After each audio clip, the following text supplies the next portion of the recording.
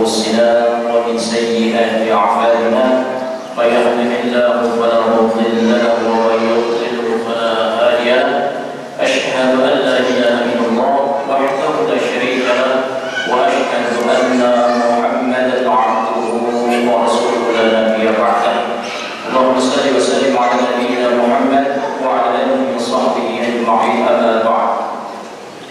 Ma'asyiral muslimin sidang salat tarawih yang berbahagia, alhamdulillah senantiasa puja dan puji syukur kita aturkan kepada Allah Subhanahu wa taala atas segala limpahan nikmat yang Allah berikan kepada kita, nikmat yang begitu banyak. Mulai dari nikmat iman, nikmat Islam, nikmat sehat, nikmat panjang umur dan nikmat-nikmat yang lainnya. Dan saking banyaknya nikmat yang Allah berikan kepada kita, maka tak ada satupun makhluk di alam raya ini yang mampu menentukan atau menghitung nikmat yang Allah berikan kepada kita. Ada yang bisa dihitung? Ada kan? Di atas sekalipun kita coba kumpulkan orang-orang yang sehebat dan secerdas almarhum Bapak Profesor B.J. Habibie. Kita kumpulkan seluruh dunia untuk menghitung nikmat Allah. Padahal kita mengetahui bahwa Pak Habibie adalah orang cerdas dan diakui di seluruh dunia. Maka beliau disebut dengan Mr. Crack karena beliau yang menemukan solusi permasalahan ketika pesawat mengalami retak sayap di dalam atau di atas udara, akan disebut Mr. Crack. Tetapi sepintar-pintarnya, secerdas-cerdasnya Pak Profesor B.J. Habibie, kemudian kita kumpulkan seluruh dunia seperti beliau untuk menghitung nikmat Allah, maka saya tidak akan ada yang mampu menentukan berapa jumlahnya. Atau yang lebih keren lagi, kita kumpulkan jin iblis. Tahu jin iblis kan? Jin yang pintar dan licik. Saking pintarnya luar biasa. Zamannya Nabi Sulaiman luar biasa. Suruh menghitung pun tidak akan bisa. Kenapa? Karena memang sudah ketetapan Allah Subhanahu wa taala, wa in ta'uddu ni'matallahi la tuhsuha. Barang siapa yang coba-coba menghitung-hitung nikmatku, kata Allah, maka niscaya tidak akan ada yang mampu menentukan berapa jumlah. Jadi tidak ada kerjaan kita hitung nikmat Allah. Makanya ditantang dalam Allah. Tugas kita memang bukan menghitung nikmat Allah, tetapi bersyukur atas semua yang diberikan oleh Allah Subhanahu wa taala. Apa makna syukur? Makna syukur itu menampakkan, Pak, Bu.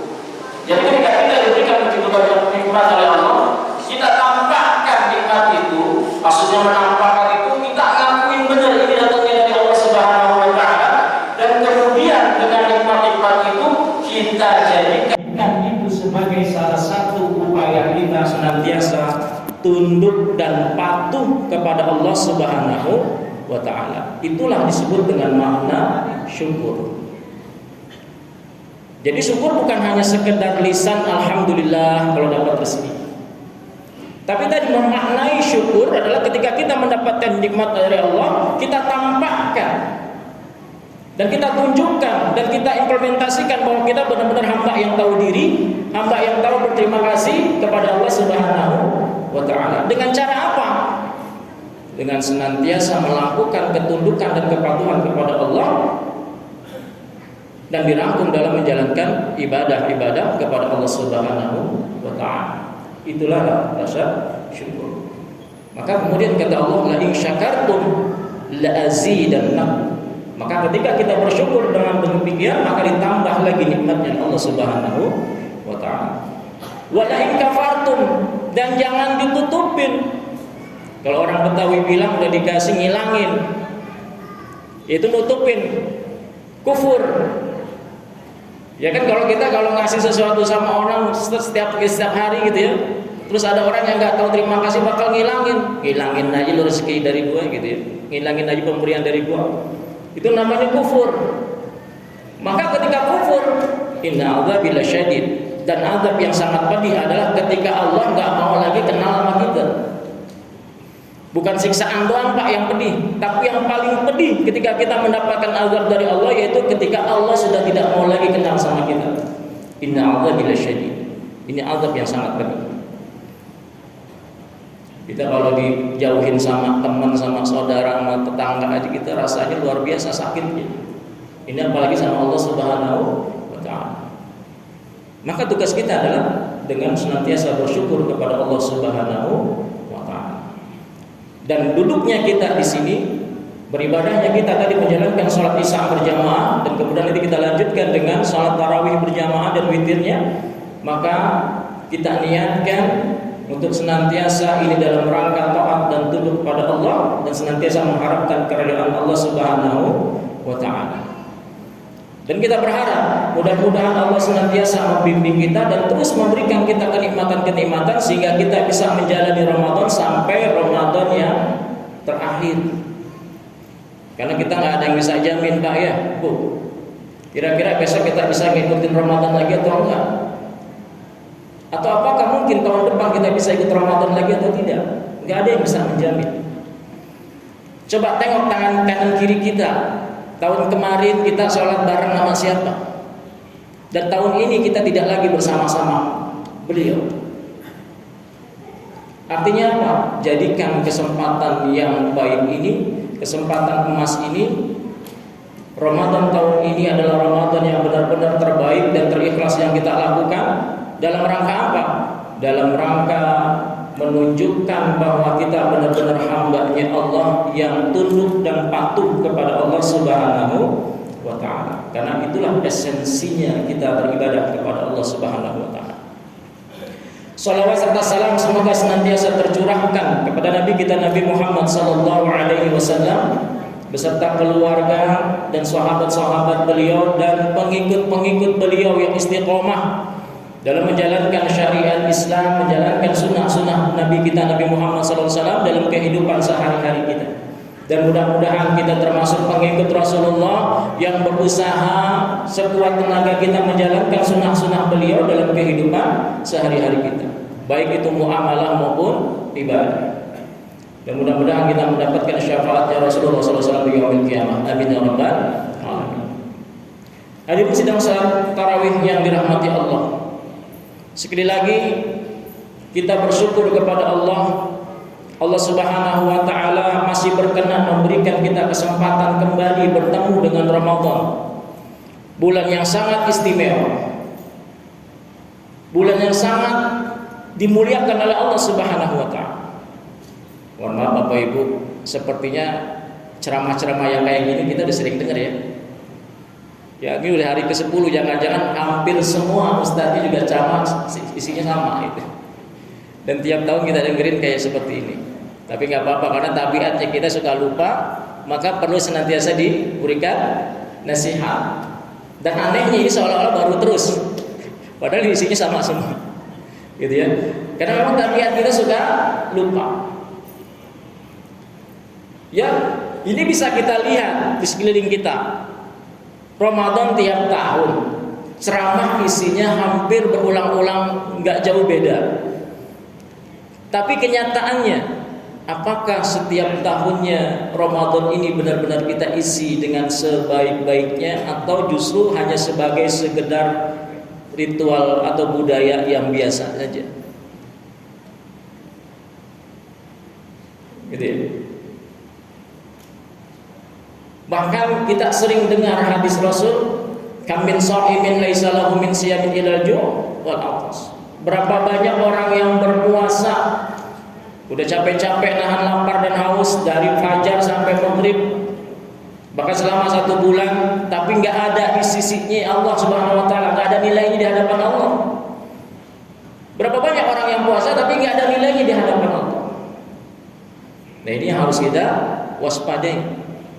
Kalau yang anak-anak sekarang nih gara-gara pilpres, jadi kalau kita puasa selama 1 bulan nggak dapat nilai di hadapan Allah, nggak dipandang atau nggak dilihat sama Allah, apa yang ngomongnya? Rugi dong, kan lagi rame tuh.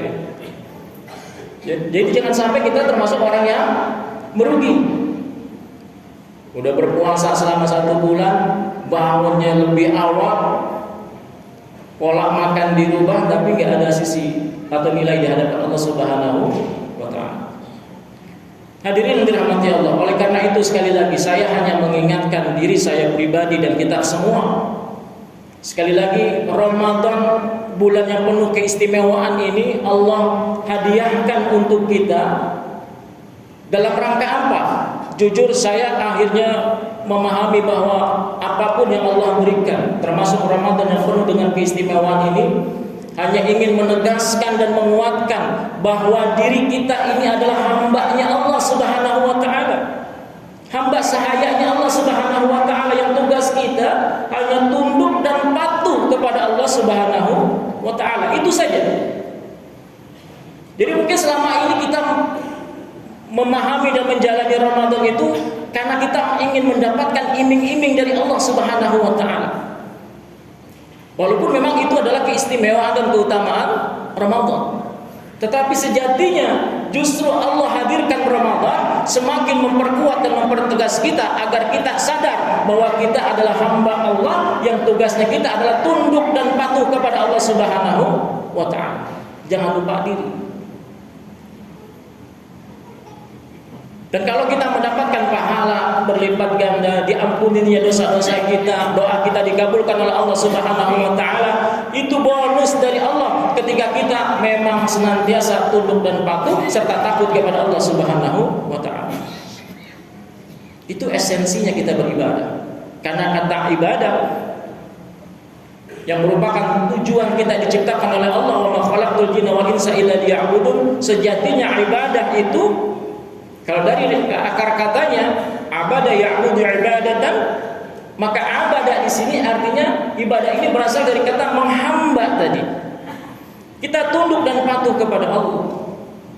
Salatnya kita, puasanya kita, tilawah Qur'annya kita dalam rangka tunduk dan patuh kepada Allah Subhanahu wa taala. Maka pantas kemudian Rasulullah mencontohkan kepada kita, mengajarkan kepada kita ketika beliau sholat begitu panjang sampai kakinya mengalami bengkak-bengkak, kemudian ditanya oleh istrinya Aisyah, "Ya Rasul, kenapa engkau begitu sholat begitu panjang dan lama sehingga kakimu mengalami bengkak-bengkak, padahal engkau orang yang maksum, diampuni dosa-dosamu baik yang hari maupun yang akan datang?" Apa jawaban Rasulullah SAW? Tidak bolehkah aku menjadi hamba yang bersyukur, menjadi hamba yang tahu diri? Justru karena begitu banyak kenikmatan yang Allah berikan, begitu banyak hal-hal yang baik yang Allah berikan kepadaku, maka aku harus membuktikan bahwa diriku adalah orang yang tahu diri, tahu berterima kasih, dan aku akan menghamba kepada Allah Subhanahu wa taala dengan ibadah-ibadah yang Allah Subhanahu wa taala perintahkan dan kemudian menjauhi larangan-larangannya. Inilah esensi ibadah. Jadi ekstrimnya kalau kita sholat, puasa dan segala macam ibadah-ibadah yang lainnya, itu esensinya seperti itu. Kalaupun nanti kita berharap kepada Allah, minta diampuni dosa-dosa kita, kemudian diberikan rezeki yang berlimpah, baik harta maupun apapun, itu sebenarnya adalah sesuatu hal yang bonus yang Allah berikan kepada kita. Dan itu mengindikasikan, coba kita bayangin keistimewaan Ramadan, Pak. Dosa-dosa kita diampuni di sini. Dosa-dosa kita diampuni kecuali dosa besar. Kalau kita melakukan dosa besar. Kemudian doa-doa kita dikabulkan. Pahala dilipat gandakan. Kalau kita lihat keistimewaan-keistimewaan itu, fungsinya apa? Tujuannya apa? Tujuannya bahwa benar-benar kita, kalau kita mau merefleksikan diri atau bercermin, ini kita benar-benar makhluk yang lemah. Manusia nggak punya daya apapun. Kalau nggak ada Allah, masya Allah, kita nggak akan bisa apa-apa. Maka Allah sediakan Ramadan, fungsinya buat kita juga. Makanya biar kita tahu diri, lu nggak bisa apa-apa. Manusia itu lemah, sehingga ketika kita banyak dosa, Allah siapkan Ramadan, diampuni dosa-dosa kita. Sehingga kita butuh sesuatu karena kita lemah, kita minta sama Allah dan Allah kabulkan dengan cepat di bulan Ramadan. Ini keistimewaannya Ramadan nih. Ya, maka kita rubah mindset kita, Pak. Ya bukan berarti nggak boleh kita berharap sesuatu sama Allah, bukan. Tapi esensinya kita melakukan ibadah itu tadi. Sesungguhnya itu kita makhluk yang lemah, nggak bisa apa-apa. Sebenarnya kita jadi sadar diri.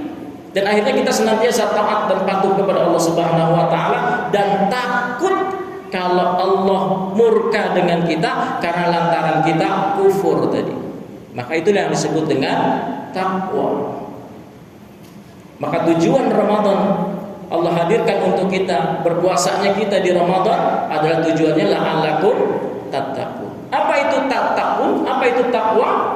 Bahasa Umar bin Khattab ketika ditanya apa itu takwa, kalau kita berjalan untuk menuju satu tujuan, kemudian jalanan itu satu-satunya yang akan kita tempuh, dan di situ banyak duri, onang, lubang dan segala macam, apa yang kita lakukan? Maka kita akan hati-hati, maka kita akan cermat untuk menyusuri jalan itu, biar kita tidak kena duri, biar kita nggak masuk lubang. Dan itulah perjalanan hidup. Kita hati-hati agar tidak melakukan kemaksiatan kepada Allah, agar kita tidak kena tipu daya setan. Itulah yang disebut takwa, kehati-hatian, kecermatan kita, ketakutan kita. Jangan sampai kita melakukan sesuatu yang dilarang Allah Subhanahu wa taala kemudian kita dimurkai oleh Allah Subhanahu wa taala. Jadi esensinya takwa adalah kita senantiasa merasa khawatir dan takut kalau Allah Subhanahu wa taala marah sama kita. Dan Ramadan adalah latihan kita untuk menjadi hamba-hamba yang bersyukur, hamba-hamba yang taat kepada Allah Subhanahu wa taala. Dan satu hal lagi keistimewaan yang tidak bisa dilepaskan dari Ramadan adalah Al-Qur'an. Diturunkannya Al-Qur'an. Syahrul Ramadan alladzi unzila fihi Qur'an.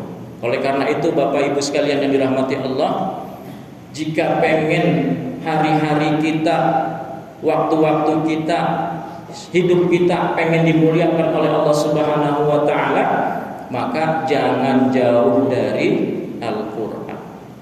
Jangan pernah jauh dari Al-Qur'an, apalagi Ramadan. Ini sudah hari yang ke-10. Minimal 10 juz ya udah ya. Alhamdulillah, udah Ustaz, alhamdulillah udah 10 juz, tapi keroyokan. Keroyokan. Habis tarawih kita tadarus sudah 10 juz tuh, keroyokan. Ya nggak apa-apa juga, cuma maksudnya yang individunya gitu maksudnya. Minimal 10 juz dah. Tapi kalau sudah lebih, masya Allah, alhamdulillah. Gitu ya. Daripada kan dengan keroyokan tadarusnya gitu ya. Ya jadi jangan jauh dari Al-Qur'an, karena sesuatu apapun yang terikat atau terkait dengan Quran atau terhubung dengan Quran, maka akan tertular kemuliaan Quran kepada dirinya. Quran diturunkan melalui malaikat Jibril, karena lantaran malaikat Jibril perantara turunnya Quran, malaikat Jibril menjadi malaikat yang termulia di antara malaikat yang lain. Ruhul Qudus disebutnya atau Rabbul Amin. Kemudian Quran diturunkan kepada Nabi Muhammad. Nabi Muhammad menjadi nabi dan rasul yang termulia di antara nabi-nabi yang lain. Al-Quran diturunkan kepada umatnya Nabi Muhammad, maka umatnya Nabi Muhammad menjadi umat yang terbaik di antara umat-umat yang lain. Kuntum khaira ummah. Kemudian Quran diturunkan di bulan Ramadan, maka Ramadan jadi bulan yang terbaik di antara bulan-bulan yang lain, penuh dengan keistimewaan.